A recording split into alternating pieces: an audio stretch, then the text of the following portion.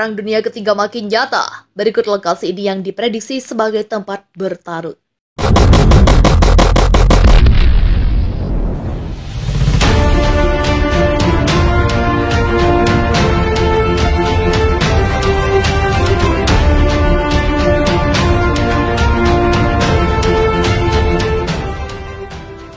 Perang Dunia III menjadi ancaman yang nyata di tengah konflik antara negara kian memanas. Hal tersebut terjadi setelah Rusia mengawali serangan ke wilayah Ukraina pada 24 Februari lalu. Sampai saat ini eskalasi dalam perang tersebut diketahui belum benar-benar menurun. Presiden Lithuania, Gitanas Nausėda, menyebutkan serangan Moskow ke tetangganya tersebut berpotensi memperluas konflik hingga menuju PD3. Maret lalu, dirinya mengungkapkan akan ada negara lain selain Ukraina di Eropa yang akan menjadi target selanjutnya untuk diserang negara pimpinan Presiden Vladimir Putin itu.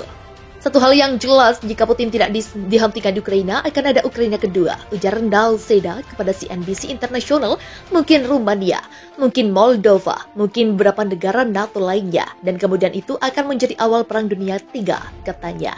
Meski semestinya Ukraina bukan jadi wilayah satu-satunya yang rentan menjadi tempat meledaknya PD3, melansir dari 1945 Robert Farley, pendidik studi keamanan dan diplomasi di The Patterson Schools di ALS, menjelaskan wilayah lain yang berpotensi menjadi lokasi pecahnya perang itu.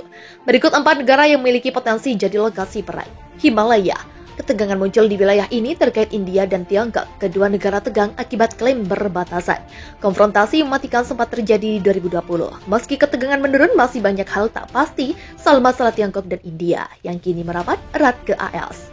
Ini merupakan sumber keprihatinan bagi Beijing, terutama mengingat kesediaan baru AS untuk terlibat India dalam perjanjian teknologi jangka panjang, seperti AUKUS, ujarnya. AUKUS sendiri merupakan fakta pertahanan AS, Australia, dan Inggris di Asia Pasifik. Salah satu komitmennya adalah membuat kapal selam nuklir untuk Australia. Iran juga bisa menjadi tempat terjadinya Perang Dunia III. Negosiasi untuk mengembalikan Iran ke kesepakatan nuklir dengan Barat, China, dan Rusia hingga kini masih buntu. Jika negosiasi gagal membawa Iran ke dalam kesepakatan, ancaman aksi militer mengintai, ujar Farley. Meski pemerintahan Biden tampaknya tidak bersemangat tentang prospek perang, sekutu AS di Riyadh, Arab Saudi, dan Yerusalem, Israel dapat mencoba untuk memicu konfrontasi ini, tambahnya. Serupa dengan itu, jika Iran percaya bahwa serangan tidak dapat dihindari, itu bisa mendahului konflik. Ini bisa membuka peluang dimasuknya Rusia dan Tiongkok. Lanjutnya, dalam setahun terakhir, Taiwan jadi titik panas antara Tiongkok dan AS. Tiongkok menganggap Taiwan sebagai provinsinya, namun pulau itu sebaliknya. Meski belum mengakui kemerdekaan Taiwan, AS merupakan pendukung utama Taiwan sudah menyokong sejumlah hal untuk Taipei, termasuk militer. Perang dapat dimulai dengan beberapa cara berbeda, ujar Farley. Tiongkok dapat meluncurkan serangan yang dirancang untuk membuat pasukan AS dan Taiwan tidak menyadarinya, katanya. Dalam segala kemungkinan eskalasi akan sulit untuk dikelola oleh kedua belah pihak dan perebutan akses ke Taiwan dapat dengan cepat berubah menjadi perang umum. Lanjutnya, Korea Utara, kemudian negara Kim Jong-un, Korea Utara, Korut juga dapat jadi titik Perang Dunia III. Korut memang tak mesra dengan tetangganya Korea Selatan dan Jepang yang mendapat dukungan dari AS. Pembicaraan damai soal nuklir juga tak membuahkan hasil. Bahkan di awal 2022 ini negara itu melakukan pengujian senjata sebanyak 6 kali dan makin membuat tetangganya khawatir. Kabar perang Rusia dan Ukraina tampaknya masih bakal terus berlanjut, bahkan makin meluas hingga melibatkan negara-negara lain. Setelah Amerika Serikat, Inggris, Prancis, Kanada, Republik Ceko, dan NATO, kini Jerman pun ikut campur dan turun tangan di perang Rusia dan Ukraina. Hadirnya negara-negara ini mengeroyok Rusia menandakan sinyal dan pintu Perang Dunia III semakin terlihat jelas. Jerman kini percaya diri tak mau lagi tergantung dengan energi dari Rusia. Karenanya, kini Jerman berani melawan Rusia dengan mengirimkan senjata beratnya ke Ukraina. Bantuan Jerman ke Ukraina ini disampaikan oleh Menteri Pertahanan Jerman Christine Lambrecht, Selasa 26 April. Jerman mengirimkan senjata anti pesawat untuk membantu Ukraina. Menteri Pertahanan Amerika Serikat Lloyd Austin mengatakan, dia menyebut baik keputusan Jerman untuk mengirim tank. Sistem itu akan memberikan kemampuan nyata bagi Ukraina, kata Austin dikutip dari Al Jazeera. Hal itu disampaikan oleh Austin setelah pembicaraan dengan Lambrecht dan puluhan rekan mereka di Pangkalan Udara Ramstein, AS di Jerman Barat. Kritikus termasuk Duta Besar Ukraina untuk Jerman menyebut Berlin dapat memberikan senjata berat ke Ukraina dan langkah-langkah lain yang dapat membantu Kiev mengusir pasukan Rusia, seperti embargo impor energi Rusia. Mereka mengatakan Berlin tidak menunjukkan kepemimpinan yang diharapkan dari kekuatan besar dan bahwa keraguan-keraguannya di tengah kekhawatiran tentang efek ekonomi di Jerman dari pembatasan pasukan gas Rusia menelan korban jiwa Ukraina. Kanselir Olaf Scholz telah membalas. bahwa angkatan bersenjata Bundeswehr sudah mencapai batas dari apa yang dapat mereka simpan. Sementara persenjataan yang dapat disediakan oleh industri kekurangan amunisi dan perlu ditingkatkan. Pengumuman pengiriman Gepard datang setelah laporan pada hari Senin, perusahaan pertahanan Rheinmetall telah meminta persetujuan pemeriksaan untuk pengiriman 100 kendaraan tempur infanteri tua Marder dan 88 tank Leopard 1A5 tua ke Ukraina. Rusia telah menggambarkan tindakannya di Ukraina yang sekarang memasuki bulan ketiga sebagai operasi militer khusus yang bertujuan untuk menurunkan kemampuan militer tetangga selatannya dan membasmi apa yang disebutnya nasionalis berbahaya.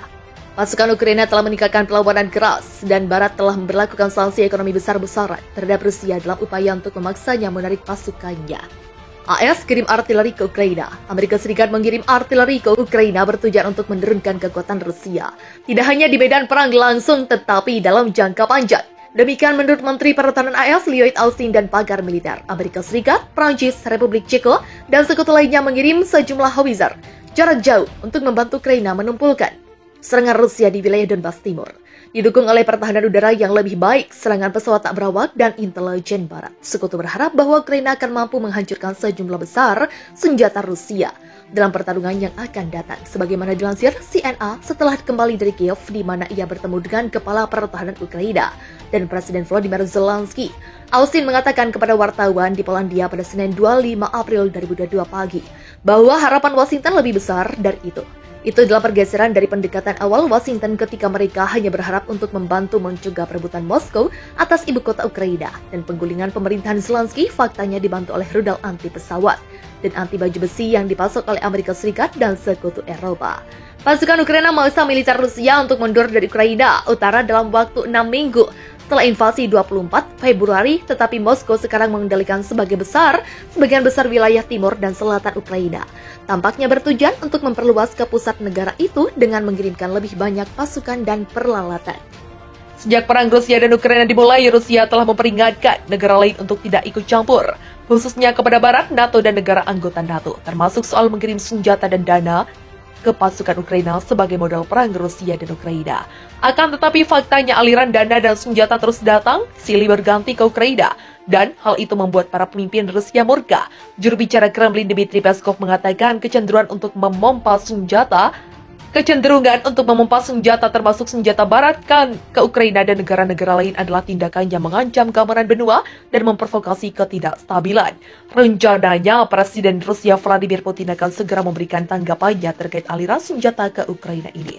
Sebab jika terus dibiarkan, maka hal itu bisa mengancam kestabilan Eropa, terutama untuk menahan intervensi militer dalam mencegah perang menyebar ke seluruh Eropa dan menjadi perang dunia tiga. Dr. Karl Senior dari Universitas Aston mengatakan kepada Express.co.uk pada Rabu 5 November bahwa sikap Putin yang menjadi tidak menentu membuat Eropa juga tidak menentu. Bahkan dia tidak menyangkal bahwa Eropa tengah memasuki tahap dalam perang. Rusia sendiri sudah memberikan beberapa tanggapan atas sikap negara Eropa, misalnya menutup pipa gas di Polandia dan mengancam akan menumpahkan konflik lebih jauh ke Eropa. Pada akhir April, perusahaan energi milik negara Rusia, Gazprom, memutuskan pasukan Polandia dan Bulgaria setelah negara-negara tersebut menolak untuk membayar dalam rubel Rusia.